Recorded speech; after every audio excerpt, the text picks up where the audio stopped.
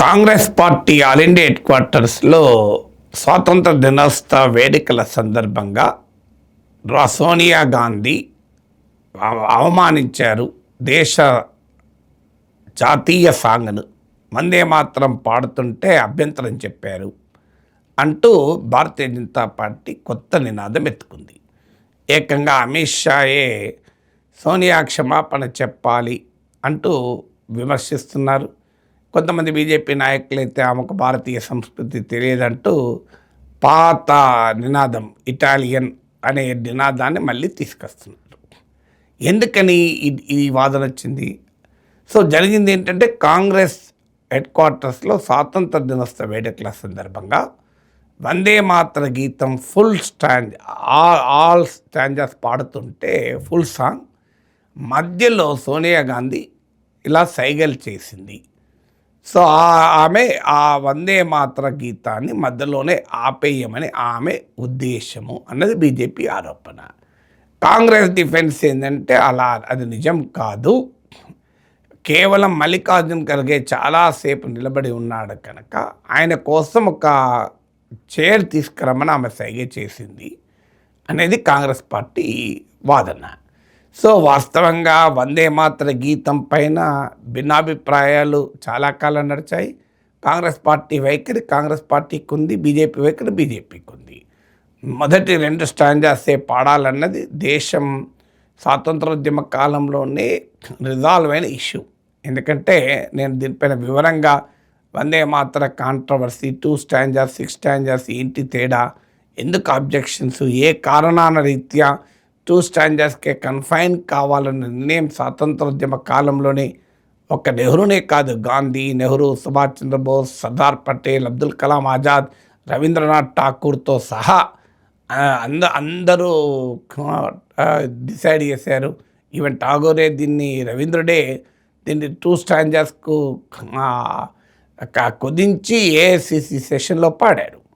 But BJP తనకున్న political ఎజెండాలో భాగంగా ఆ మిగతా 4 స్టాంజాస్లో కూడా కలిపి 6 స్టాంజాస్ పాడాలి అని చెప్పి ఇటీవల కేంద్ర హోంమంత్రిత్వ శాఖ ఆదేశాలు ఇచ్చింది. ఒక్కసారి కేంద్ర ప్రభుత్వం ఆదేశాలు ఇచ్చాక అందరూ దాన్ని పాటించాలి, గౌరవించాలి. అభ్యంతరాలు ఏమున్నా అక్కడి వరకు ఎవరికి భిన్నాభిప్రాయం లేదు. కానీ ఇప్పుడు ఎందుకు వివాదం చేస్తున్నారంటే, గతంలో కాంగ్రెస్ పార్టీ దీన్ని వ్యతిరేకించింది కదా, 2 స్టాంజర్స్కే కన్ఫైన్ చేయాలన్నారు కదా, అందుకే 6 స్టాంజాస్ పాడడాన్ని సోనియా గాంధీ అభ్యంతరం చెప్తుంది అన్నది నరేటివ్ బిల్డ్ చేయాలి. దానికి తోడు నరేటివ్ ఏంటంటే, దీని వెనకాల ఉన్నది ఏంటంటే కాంగ్రెస్ పార్టీ దేశద్రోహ పార్టీ. కాంగ్రెస్ పార్టీ ఇటీవల బీజేపీ ఆరోపించింది, కాంగ్రెస్ పార్టీ దేశాన్ని అనేక ముక్కలు చేయాలని కోరుకుంటోంది. మీకు ఏకంగా నిషికాంత్ దుబే మాట్లాడాడు.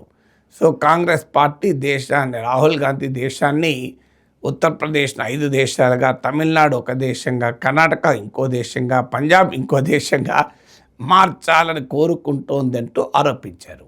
సో అందువల్ల ఈ వివాదం తీసుకురావడంలో ఉద్దేశం ఏంటి? వందే మాతర గీతం పాడుతున్న సమయంలో దాన్ని ఆపమని సోనియా గాంధీ చెప్పిందా, మల్లికార్జున్ ఖర్గేకు చేరుతమ్మని చెప్పిందా? అది కాదు వివాదం. వివాదం ఏంటంటే, గతంలో వందే మాతరం ఫుల్ సాంగ్ పాడడాన్ని వ్యతిరేకించారు కనుక ఇప్పుడు అభ్యంతరం చెప్తున్నారన్న నరేటివ్ బిల్డ్ చేయవచ్చు. దాని ద్వారా బీజేపీ వాదన ఏంటంటే, కాంగ్రెస్ చూడు దేశభక్తి లేని పార్టీ, దేశద్రోహుల పార్టీ, దేశాన్ని విడగొట్టాలని కోరుకుంటున్న పార్టీ అనేటువంటి వాదనను బలోపేతం చేయడం ఉద్దేశము. ఇక ఇటీవల కాలంలో అమిత్ షాను టార్గెట్గా చేసుకొని రాహుల్ గాంధీ కాంగ్రెస్ పార్టీ అపోజిషన్ పార్లమెంట్లో చాలా పెద్ద ఉద్యమం నడిపారు, పెద్ద నిరసనలు తెలిపారు. పార్లమెంట్ వాషౌట్ అయింది. కానీ దేశం ముందు అమిత్ షాను క్వశ్చన్ మొదటిసారి ఇరకాటంలో పెట్టగలిగారు. మరీ ముఖ్యంగా ఒక్క ప్రశ్న, who ordered firing on students? విద్యార్థులపైన పోలీస్ ఫైరింగ్ ఎవరు ఆర్డర్ ఇచ్చారు?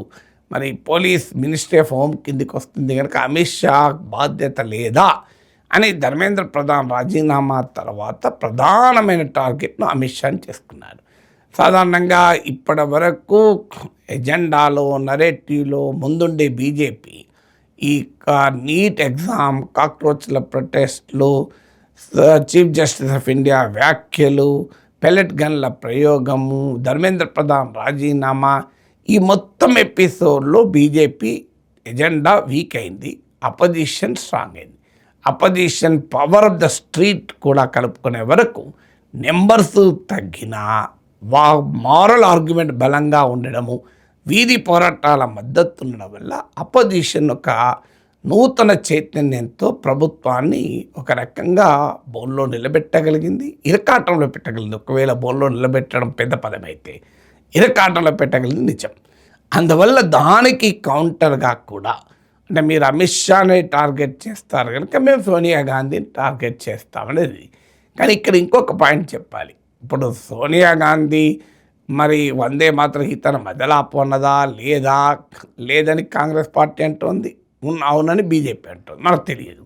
కానీ తెలిసింది ఏంటి, పశ్చిమ బెంగాల్లో సువేందు అధికారి ప్రమాణ స్వీకారం సమయంలో అసలు వందే మాతరం హితం మొత్తానికే పడలేదే. విచిత్రం ఏంటంటే అదే సువేందు అధికారి ప్రభుత్వం ప్రమాణ స్వీకారం తర్వాత పాఠశాలల్లో ప్రతిరోజు ప్రార్థనలో భాగంగా వందే మాతరం పాడాలి అని మ్యాండేటరీ చేసింది.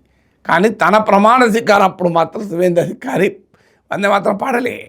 అప్పుడు మోడీ ఉన్నారు అక్కడ, అమిత్ షా మీరు గూగుల్లో కొట్టండి వస్తుంది, Vande Mataram not Sung during Suvendu అధికారి స్వేరింగ్ అని చెప్పొస్తుంది. మరి ఇందుకు భిన్నంగా విజయ్ ప్రమాణ స్వీకారంలో రాహుల్ గాంధీ వేదికపై ఉండగా వందే మాతర గీతాన్ని ఫస్ట్ పాడడమే, తమిళ రాష్ట్ర గీతానికన్నా ముందు పాడడమే కాదు, ఫుల్ సాంగ్ పాడారు. నేను మీడియాలో చూసింది అయితే ఈవెన్ కేరళలో సతీశన్ ముఖ్యమంత్రిగా ప్రమాణ స్వీకారం అప్పుడు కూడా రాహుల్ గాంధీ ఉన్నారు, వందే మాతరం పూర్తి పాడారు. మరి ఎందుకు మరి బీజేపీ ముఖ్యమంత్రి ప్రమాణ స్వీకారంలో వందే మాతరం పాడలేదు? మరి అది దానికి ఎక్స్ప్లెనేషన్ ఎవరు ఇవ్వాలి? అందులో మోడీ హాజరయ్యారు, అమిత్ షా హాజరయ్యారు కదా. అందువల్ల రాజకీయంగా నువ్వు ప్రశ్నలు లేవనెత్తితే తనకు కూడా ప్రశ్నలు రాక తప్పవు కదా.